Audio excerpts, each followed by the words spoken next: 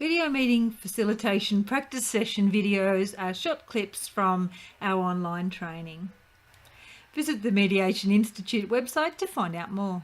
The course is set up to talk about the technology, some protocols around meetings. So the same way we have opening statements and ground rules in mediation, or you might have an agenda in a work meeting or something like that. We want to use those same sort of principles to make sure everyone understands what they're doing. Planning a video meeting, which is the stuff that that you were talking about, Susie and Jacinta and others, making sure that we are able to actually invite people and get them to the meeting. Holding a video meeting, and then assessment. So basically with the course we've got a little list of tasks that we want you to be able to do to click off to say that you're competent. So I'll just bring up the PDF version of the manual. So basically we've kind of put the course in an online course, but also in a manual, so that you can download it in Word version and then update it. It's got a very long content listing, so it's easy to navigate around. You work through it with your computer system and your passwords and all of that sort of thing.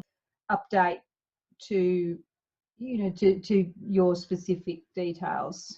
I've talked a little bit about meeting planning tools and software and some of those other things. Calendars, are you using any of those? And if you are, a good handy place to put all of that.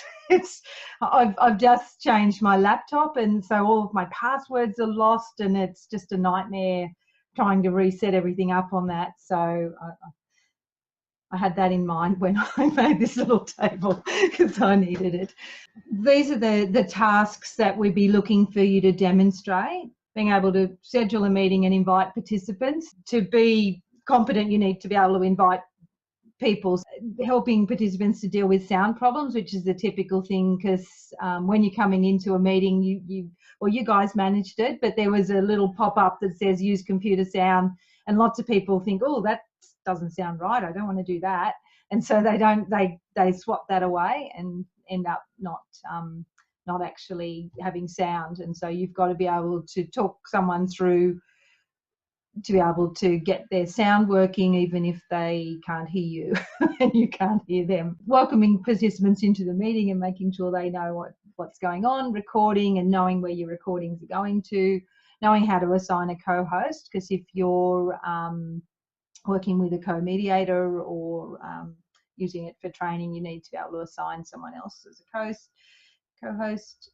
Screen sharing, facilitating a discussion, putting attendees on hold and returning them to the meeting. So that's really important for those of us that are using it for mediation. So one of the things that I do have in the manual is detailed instructions around the settings that we'd recommend. We estimate that the course takes about 10 hours to complete, and that includes the opportunity for live practice sessions with other learners. To complete the course, you'll need to set up a meeting and invite others to it, and then demonstrate the skills. So it is a practical training delivered fully online with flexible start and finish dates depending on your availability. Cost is $330 unless you're a Mediation Institute member or have a discount code, which will take it down to $49.50. If you are concerned about being stuck on the wrong side of the digital divide, this really is a course to help you to be comfortable with facilitating client meetings professionally via video.